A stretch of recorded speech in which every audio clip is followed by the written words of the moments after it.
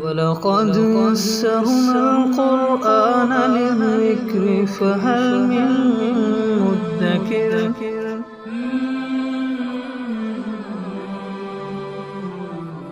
سورۃ الفلق۔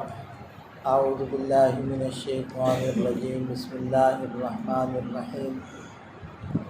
قل اعوذ برب الفلق۔ اے نبی صلی اللہ علیہ وسلم، آپ کہہ دیجئے کہ میں پناہ مانگتا ہوں صبحوں کے رب کی۔ یہ سورہ فلق اور سورہ ناس، ان دونوں صورتوں کو معوذتین کہتے ہیں، اور یہ صورتیں ایک ہی واقعے میں اکٹھی نازل ہوئیں۔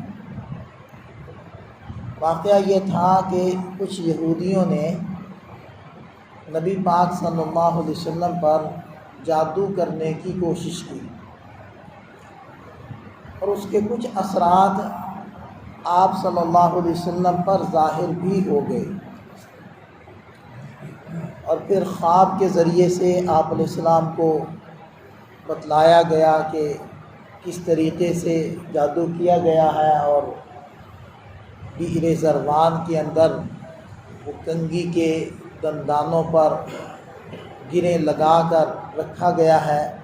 تو آپ علیہ السلام پھر دن کے اندر وہاں تشریف لے گئے اور اس کنویں سے اس کنگھی کو نکالا، اور پھر یہ دو صورتیں نازل ہوئیں۔ ان کے اندر 11 آیات ہیں، تو وہاں 11 ہی گریں لگائی گئی تھیں۔ آپ علیہ السلام ایک ایک آیت پڑھتے گئے اور ایک ایک گرہ کھولتے گئے، اور گرے کھلنے سے وہ جو کچھ اثرات تھے آپ علیہ السلام کے اوپر وہ ختم ہو گئے۔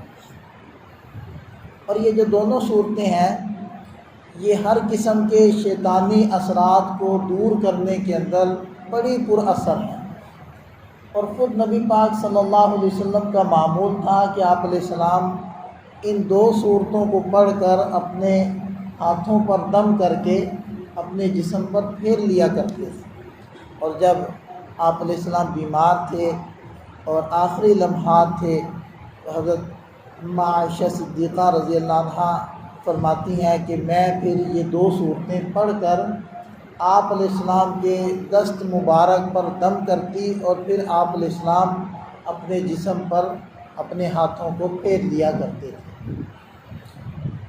تو ان دو صورتوں کا تو ہمیں صبح و شام پڑھنے کا اہتمام کرنا چاہیے۔ تو فرمایا کہ میں پناہ مانگتا ہوں صبحوں کے رب کی، من شر ما خلق، ہر اس چیز کے شر سے جس کو اس نے پیدا کیا، ومن شر غاسق اذا وقب، اور اندھیری رات کے شر سے جب وہ پھیل جائے۔ چونکہ عام طور پر یہ جادو ٹونے کرنے والے وہ اندھیری راتوں کو بیٹھ کر اس قسم کے کام کرتے ہیں، اس لیے خصوصیت کے ساتھ یہاں اندھیری رات کا تذکرہ بھی کر دیا۔ وَمِن شَرِّ النَّفَّاثَاتِ فِي الْعُقَدِ، اور ان جانوں کے شر سے میں پناہ مانگتا ہوں جو گروں میں پھونک مارتی ہیں۔ وہ جانیں چاہے مرد ہوں چاہے عورتیں ہوں، جادو کرنے والے مرد بھی ہو سکتے ہیں، عورتیں بھی ہو سکتی ہیں، ان سب کے شر سے۔ وَمِن شَرِّ حَاسِدٍ إِذَا حَسَدَ، اور حسد کرنے والے کے شر سے جب وہ حسد کرے۔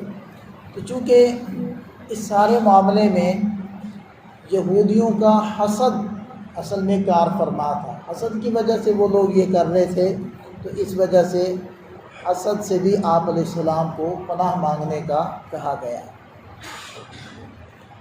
سورۃ الناس۔ اعوذ باللہ من الشیطان الرجیم، بسم اللہ الرحمن الرحیم۔ قل اعوذ برب الناس، اے نبی صلی اللہ علیہ وسلم آپ فرما دیجئے کہ میں سارے انسانوں کے رب کی پناہ مانگتا ہوں۔ ملک الناس، جو سارے انسانوں کا مالک ہے، خداوند ہے۔ الہ الناس، جو سارے انسانوں کا حقیقی معبود ہے۔ وہ رب جو سب کا حقیقت میں رب بھی ہے، مالک بھی ہے، اور معبود حقیقی بھی ہے۔ من شر الوسواس الخناس، ہر ایسے وسوسہ ڈالنے والے کے شر سے جو چھپ جاتا ہے۔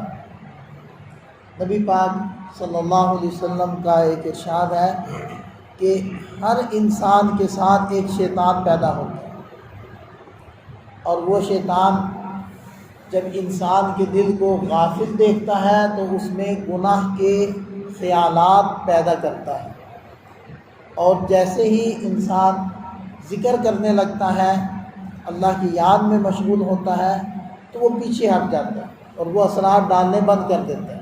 پھر غافل ہوتا ہے تو پھر آ جاتا ہے اور شیطانی خیالات دل کے اندر ڈالنا شروع کر دیتا ہے۔ یہ اس سے یہی مراد ہے، وسواس، وسوسے ڈالنے والا، خناس، چھپ جانے والا، الذی یوسوس فی صدور الناس، جو کہ لوگوں کے سینوں میں وسوسے ڈالتا ہے، من الجنۃ والناس، وہ جنات میں سے ہوں اور انسانوں میں سے ہوں۔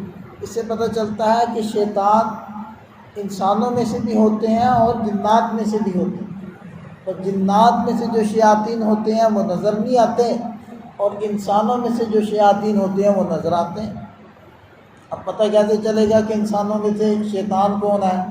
تو جس کی باتوں سے دل میں وسوسے پیدا ہونے لگ جائیں، الٹے سیدھے خیالات پیدا ہونے لگ جائیں، اور شکوک و شبہات جو دین کے اندر پیدا کرے جس کی گفتگو، بس سمجھ لیں کہ یہ انسانوں میں سے شیطان ہے، یہ دین حق سے بھٹکا رہا ہے اور دین حق کے بارے میں شکوک و شبہات پیدا کر رہا ہے۔ تو دونوں قسم کے شیاطین سے پناہ مانگی گئی ہے۔ اور دیکھیں کہ جو پہلی صورت تھی قرآن کریم کی، باعتبار کتاب کے، باعتبار نزول کے تو سورہ اعلیٰ پہلی صورت ہے، لیکن باعتبار کتاب کے، یعنی یہ جو ترتیب قرآن کریم کی صورتوں کی ہے، یہ بھی نبی پاک صلی اللہ علیہ وسلم کی ہی تجویز کردہ ترتیب ہے۔ تو اس میں پہلی صورت ہے سورۃ الفاتحہ۔ اب سورۃ الفاتحہ کے اندر کیا دعا مانگی گئی ہے؟